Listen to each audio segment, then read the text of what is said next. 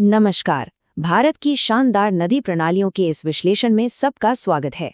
चलिए इनकी यात्रा इनके उद्गम से ही शुरू करते हैं। तो ये है आज का हमारा रोड मैप। इन्हीं पड़ावों से गुजरते हुए हम भारत की नदियों की दुनिया की गहराई को समझेंगे। चलिए अपनी यात्रा शुरू करते हैं और सबसे पहले ये समझते हैं कि भारत की नदियों को उनके जन्मस्थान मतलब उनके सोर्स के आधार पर दो बड़े परिवारों में कैसे बांटा जाता है। तो होता ये है कि ये दो अलग अलग भौगोलिक क्षेत्र, एक तरफ तो है हमारा शक्तिशाली हिमालय और दूसरी तरफ प्राचीन प्रायद्वीपीय पठार। ये दो बिल्कुल अलग तरह की नदी प्रणालियों को जन्म देते हैं।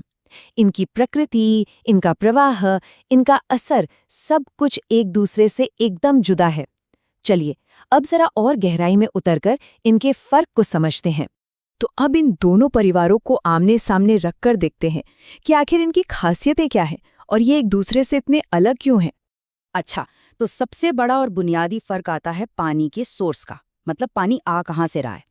देखिए, जो हिमालयी नदियां हैं उन्हें पानी मिलता है ग्लेशियर के पिघलने से और साथ में मॉनसून की बारिश से भी। नतीजा, इनमें साल भर पानी रहता है, इसीलिए तो इन्हें बारहमासी कहते हैं। लेकिन दूसरी तरफ जो प्रायद्वीपीय नदियां हैं वो पूरी तरह से मॉनसून पर निर्भर हैं, तो जाहिर है उनका बहाव मौसम के हिसाब से बहुत ज्यादा घटता बढ़ता रहता है।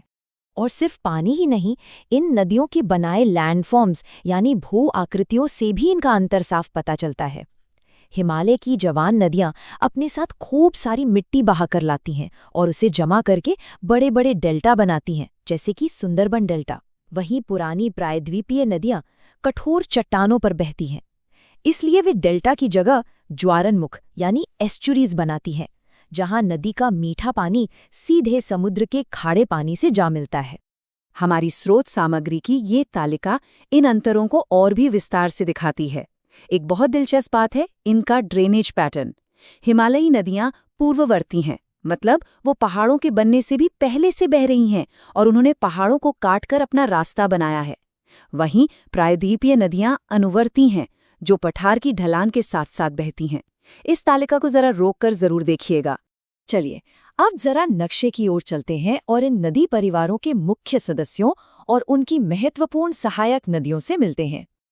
लेकिन आगे बढ़ने से पहले ये समझना बहुत जरूरी है कि सहायक नदी या ट्रिब्यूटरी आखिर होती क्या है।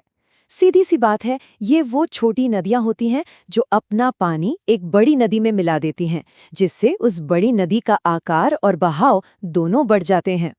परीक्षाओं के लिए ये एक बहुत ही महत्वपूर्ण कॉन्सेप्ट है। उत्तर से शुरू करते हैं। सिंधु नदी और उसकी सहायक नदियां हिमालय के विशाल परिदृश्य को आकार देती हैं। जैसा कि यहाँ दिख रहा है, इसकी बाईं और दाईं ओर की सहायक नदियां अलग-अलग ग्लेशियरों और पहाड़ों से निकलकर इसमें मिलती हैं और इसे एक शक्तिशाली नदी बनाती हैं। अब बात करते हैं गंगा नदी प्रणाली की, जिसका भारत में सबसे बड़ा बेसिन है। ये सिर्फ एक नदी नहीं, बल्कि करोड़ों लोगों के लिए जीवन रेखा है। इसकी सहायक नदियां पूरे उत्तर भारत में एक जाल की तरह फैली हुई हैं, जो इसे एक विशाल और सांस्कृतिक रूप से बेहद महत्वपूर्ण नदी प्रणाली बनाती हैं।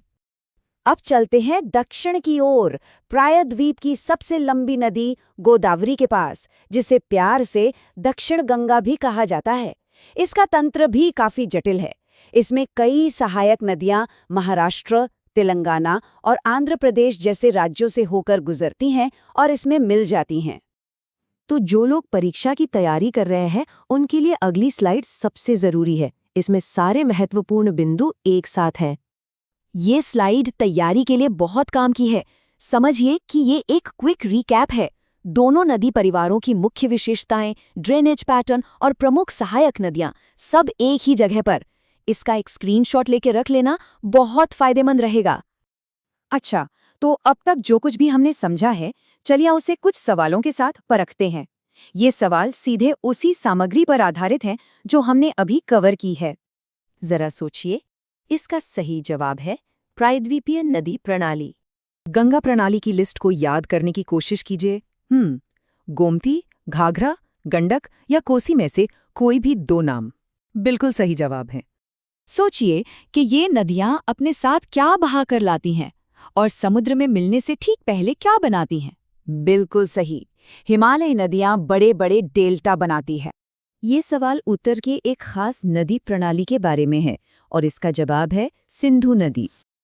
ये आखिरी सवाल उस प्रमुख भूवैज्ञानिक अंतर को फिर से सामने लाता है जिसे हमने तुलना वाली तालिका में देखा था, और सही जवाब है अनुवर्ती या परिणामी अपवाह। ये शैक्षिक प्रस्तुति गर्व से लॉजिक लैडर इंस्टीट्यूट द्वारा प्रायोजित है। अगर ये विश्लेषण मददगार लगा तो कृपया लाइक सब्सक्राइब करें और नीचे कमेंट जरूर करें। जाते जाते इस सवाल पर जरूर सोचिएगा और हो सके तो अपना सुझाव कमेंट्स में बताइएगा।